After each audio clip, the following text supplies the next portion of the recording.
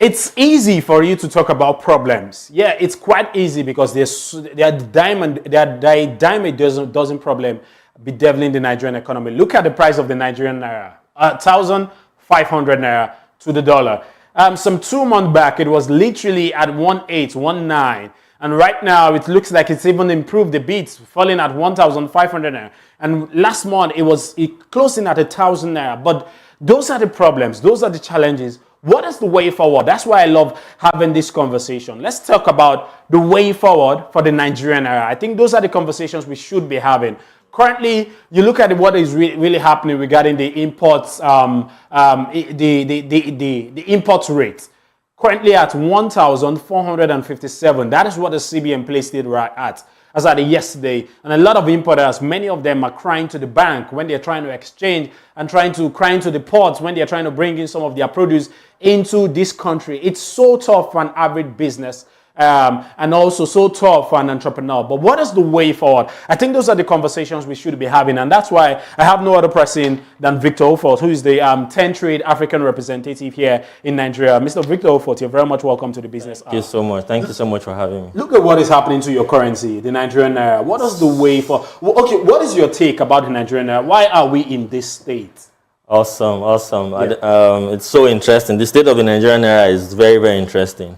And this is a topic I love to talk about. I've always been talking about it all the way from 2018 and saying that the rate is going to go up because you look at the basic fundamentals of an economy. Yeah. When you look at the KPIs, the numbers are poor. And when the key performance indices are poor, your exchange rate is definitely going to weaken. So what's happening in the space after the I won't call it intervention, after the new policies of the CBN, we had the rate drop from 19 to 1,000. Was it 1,001 or 1,000? Yeah. And then going back up. That goes to tell us a lot that down move was not a, what will I call it? It's not a normal move, probably like an intervention. Although the CBN said they didn't intervene. So you're literally saying, I always say this, that you can't necessarily cure a skin disease with makeup. Exactly. And you need to fight it from the bloodstream. Exactly. If you don't fight it from the bloodstream, you're just going to use the makeup. You're still going to go through the pains. You're still going to suffer whatever is wrong with you. Yeah. So are you saying that we've not addressed the fundamental problem? It has been artificially manipulated all these months that we saw it improve to 1,000 Naira, improve to 1,1. You're sure that... Yes, so like you said, we're only treating the symptoms, but not the disease itself. Yeah. And on this same program, a few months back, once or twice, we talked about the disease itself that needs to be cured. There's a lot that needs to change.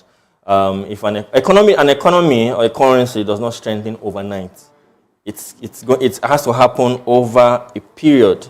You can't just have a 30% appreciation in one week. It's not healthy.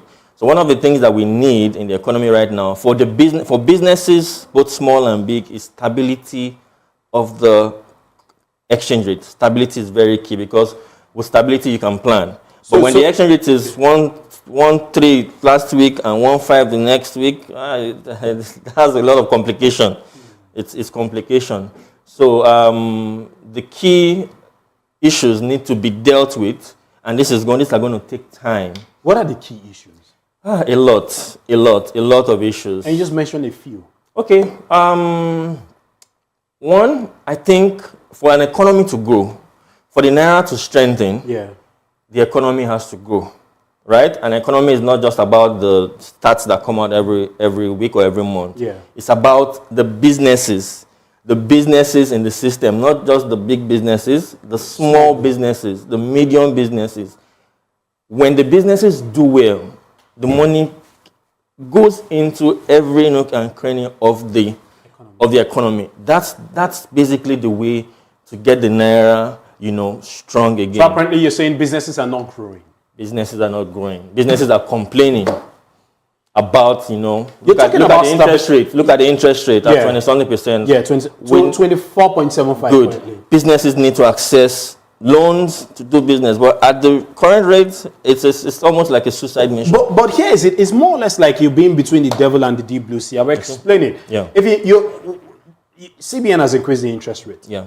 Interest rate was the sole purpose, the objective of increasing interest rate was to make sure they fight inflation.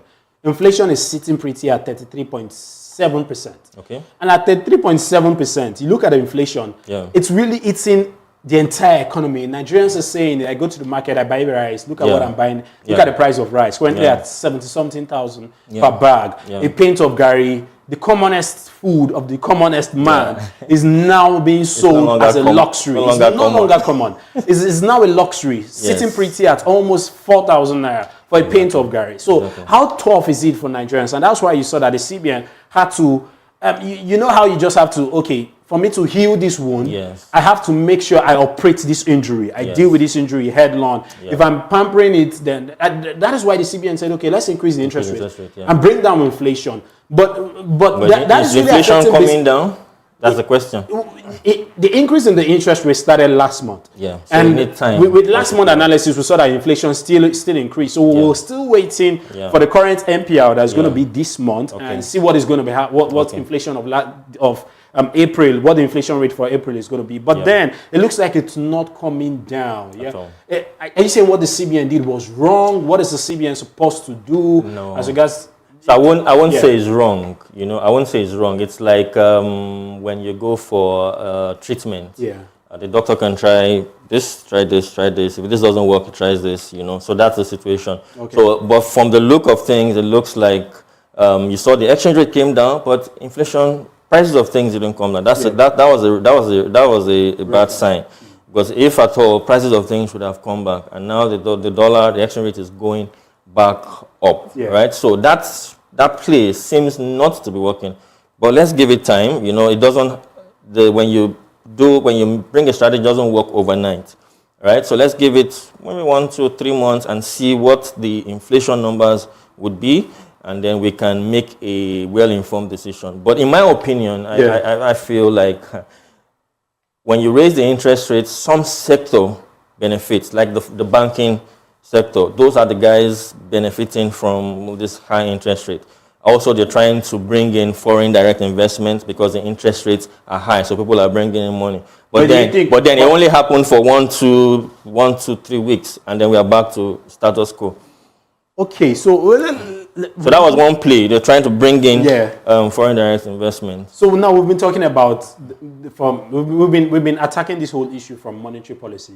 What CBN has been doing. But let's look at the market. There are 2 ways to address some of all these issues. One, from monetary policy. Yes, CBN Kadaso has literally said that he has the toughest job in the world, and I kind of agree with him because the entire economy is like on his shoulder. Like you imagine that. But let's go into the market. What can we do from the market? Because it looks like the market is the major force in any economy.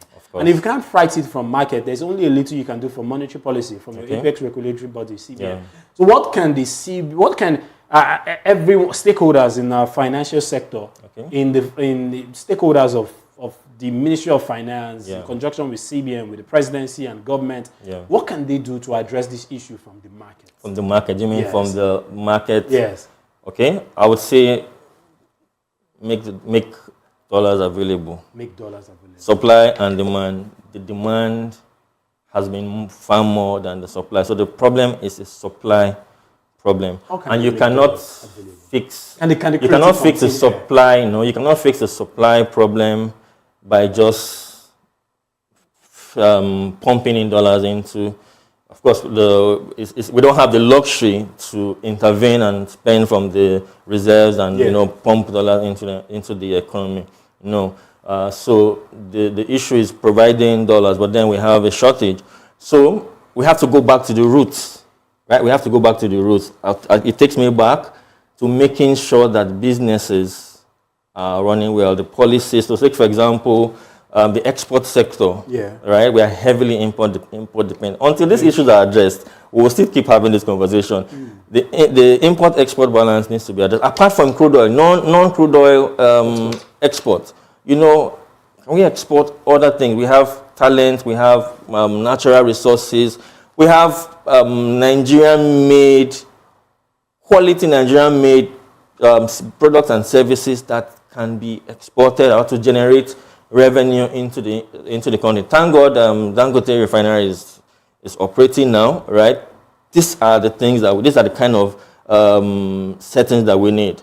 We don't need just one player. We need many players, to create products and services that can be exported and we earn foreign income. Once there's availability of dollar everywhere, nobody is going to be buying. Is going to be buying. The supply is definitely going to be more than the demand, and that is how we have stability, basically. Exportation. Food inflation, 40%. What is the way forward for? Exportation is so broad. Very broad. Yes, it's quite broad. But are we able to satisfy the Nigerian people first before we export? So here is it. I'm not able to pay my child or my children's school fees, and I'm helping my neighbors. Okay. It's a bad equation. You're going to be a bad parent if you do that. Yeah. So the supply is not even enough for the Nigerian for the Nigerian market. Yeah. And you're saying that we should export to other markets. Yeah. So look at what is happening in the agri sector. There are certain products and commodities that can be that the demand here is not so is accommodated already. Okay. Right? So let's talk about the cash crops example. We have so many of them. Yeah. Those kind of products can be exported. Apart from even commodities now, what about talent? What about our brains? Not about Japa now. I'm talking about, if things are in place, a lot of people can be here and doing stuff, exporting information, exporting knowledge, exporting a lot of services, products, software. That's why the government set up the diaspora fund.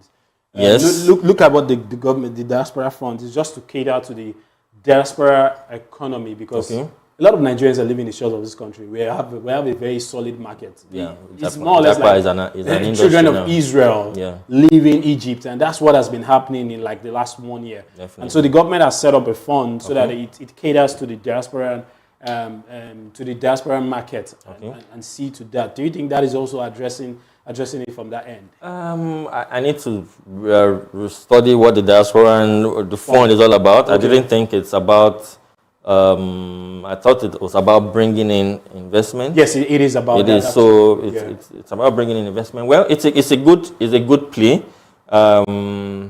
provided that those in diaspora see it as a positive, as something they can, pump money into. Okay. So yeah, it's a good initiative, but a lot more is needed to make that happen. All right. Yeah. You've heard from Mr. Victor Ufot himself, the 10 Trade African representative, and we're going straight into the market analysis, ladies and gentlemen. I want to say a very big thank you. Thank you so much. But by the way, I would love us to really take a look at what's happening in the market. We're just going to take a look at it on the screen. Okay. So you're going to see what is really happening in the market, the price of Bitcoin, Ethereum, some of all these assets, and also looking at the price of gold. Some months back, it closed in, hit its all-time high. These are many more of the conversations we're going to take a look at when we come back on the short break. Never lose track of the fact that you're watching the Business Hour, so don't go anywhere.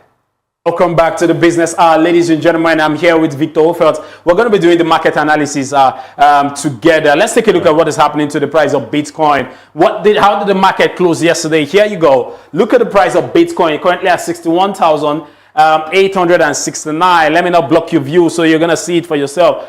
Mr. Victor, look at what has happened to Bitcoin in the last 2 months. Yeah. It has been, the market has been moving. And was it last month that the market closed in on the all-time high? And it was in March. It was in March we had the all-time high of Bitcoin, hitting $74,000. And it tells us what really is. Do you think that that's the peak that Bitcoin is going to get to? Based on your market research analysis, no. So Bitcoin is an asset. Yeah, it's now an alternative asset for me. I'm starting to compare it to real estate. The volatility is very high. Yeah, but definitely 74,000 is not the highest Bitcoin is going to get to.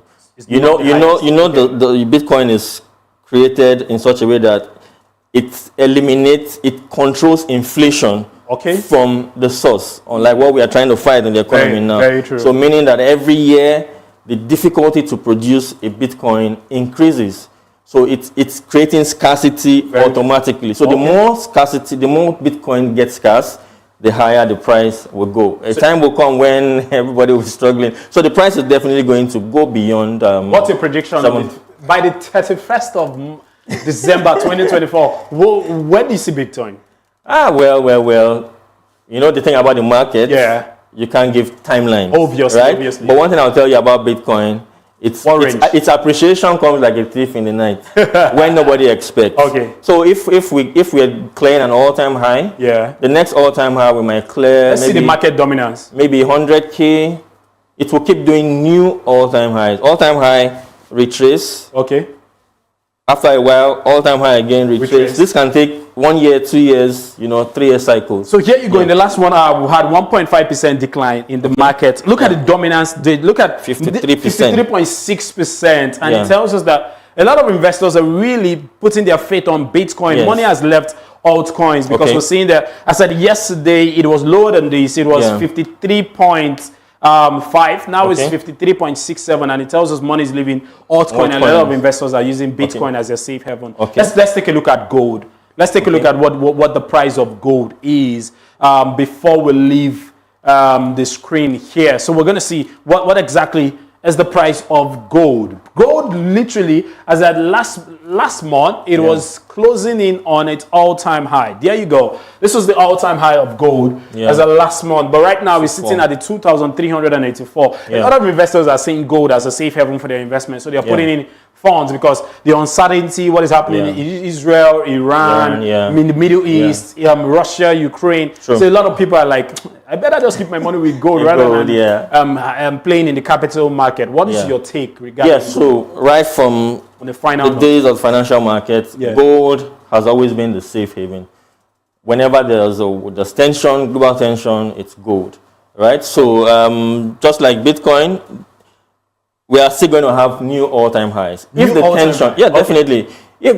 So gold is a natural form of the inflation control because you can't just dig gold anyhow. It's harder. The more you excavate, the more difficult it is to get, right? So we're also definitely going to have new all-time highs on gold. So Bitcoin is a digital version of gold. So you see them going simultaneously, hand in hand. You've heard from Mr. Victor Ufot, ladies and gentlemen. He is saying that we're still going to have another all-time high of gold. Obviously, whatever we say here is not in any way a financial advice. It's just for the purpose of information. And we've heard from the fundamentalist himself, Victor Ufot. And he's talked about the fact that we're still going to see more highs in gold. Ladies and gentlemen, many thanks for staying with us all throughout this 50 minutes talking about business, economy, finance. And you've heard it from Victor himself, the way forward to address the Nigerian Naira, and also more highs in gold. Hopefully, we're still going to see, we're going to see that, and we'll keep the people abreast as to what is happening in the market.